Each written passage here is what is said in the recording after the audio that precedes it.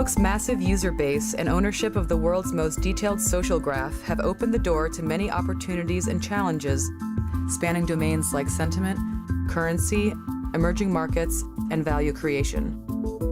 What role will Facebook play in commerce and our rapidly changing global economy? What we know from our very short history of living online is that community precedes commerce. There's no commerce without community. What Facebook is doing is sort of blowing up the community to be 500 million or even a billion very soon. When we have a community of a billion, that means that the potential for commerce is enormous, is immense, and we've never seen that before. Every comment, like, share, and recommendation that's posted through Facebook adds to its increasingly rich database of public opinion. Users and brands alike can tap into these collective thoughts to better inform their decision-making. What Facebook does in terms of the economy is that it provides us an opportunity to capture this broad notion of public sentiment.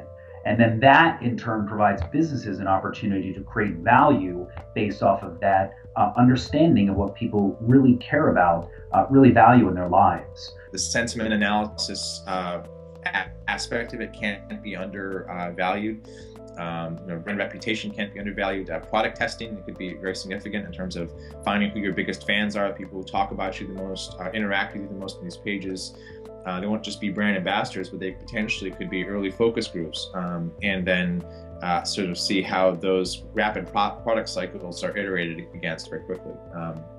Anytime that you create a platform for people to communicate their likes, desires, wishes, dislikes, their reviews of things, whether it's a movie or an artist or a band or a new shoe, you name the product or service, then there's a way for that to become very relevant commercially. Or if you put sentiment out there that starts to affect the value of real world things, people's salaries, people's livelihood, then that's obviously a real concern. Could it be managed? Well, I don't think so. This is one of the concerns that you have from an economic viewpoint in terms of the Facebook effect, if you like, that it could have. Facebook is carefully probing the financial transaction space by way of credits, the virtual currency used to buy items in games and applications. Credits will soon be the only way to make a payment on the platform, thus ensuring Facebook profits off of each and every transaction.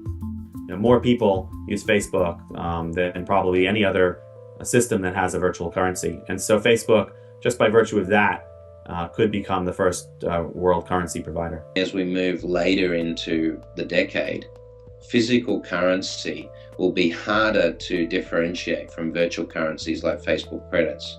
So I think we'll start to see a new economy emerging through social media, where virtual currencies will be a very real part of the way people trade and sell information, collaborate on ideas and value various products and services that are available. There's enormous potential for transactions in small amounts to be made without as high a processing cost, or at least without as high a barrier to usability to the end user.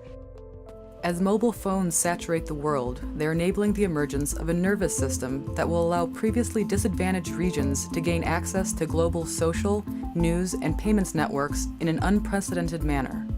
Facebook aims to be the underlying operating system and thus could be a major game changer for emerging markets.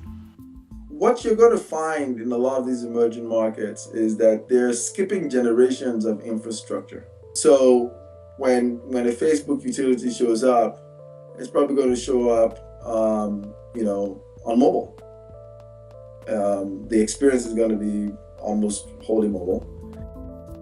Facebook has been a pioneer in building out a social layer for the web and making our connections and networks more visible. Many now wonder how Facebook will enable people to harness the power of these networks and their social graph. Turning these tools into something that can help us coordinate action or incent us to make things, to go places, to build stuff with other people is clearly something that's sitting there waiting to happen. Well, Facebook is already, a major gaming platform. In fact, it's probably one of the main uses of Facebook is to play games, especially social games.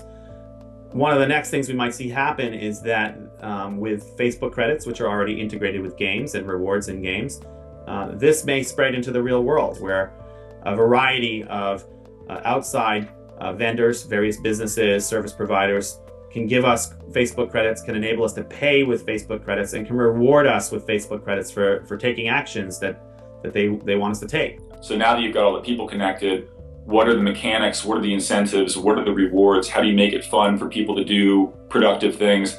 How do you make it more interesting for people to cooperate on tasks? How do you transfer this freaky kind of information economy to where people can get paid for doing jobs in different ways that might not be working from 9 to 5 down at the factory or at the office, but might be doing something that adds value by promoting something, giving feedback on something that makes it better. Facebook is in a position to both facilitate immense social good and also cause massive disruption in our traditional economic institutions, or in the way people go about collaborating, forming business ventures, or getting work done. Clearly, regulation will pose a threat if Facebook becomes an effective marketplace for peer-to-peer economic activity, with Facebook credits perhaps acting as a tool for value exchange. There's also the barrier to adoption internationally in countries that don't want their populations to be able to transact across boundaries. And of course, there's the risk of upset in global currency markets as well. As we know, the sentiment around currency is closely tied to its fluctuations in the market. If Facebook credits were to become a more seamless way of exchanging or generating value, it could actually devalue the US dollar or other currencies. We don't know which direction Facebook will go next. They may become more commercialized, providing a targeted platform for advertisers to use games and entertainment as hooks to draw in new customers. Or it might provide opportunities for more ground-up economic activity by facilitating entrepreneurship and small business development in local communities and regions. Either way, we're left with some big questions worth pondering. Is Facebook interested in empowering its users to create value and new business opportunities amongst themselves? Will Facebook credits evolve to be some kind of real-world currency? And how might that open the door for an explosion of peer-to-peer currencies?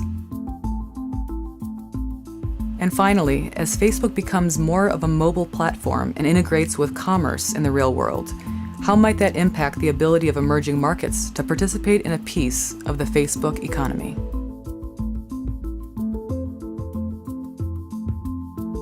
Only time will tell as the future of Facebook unfolds before us.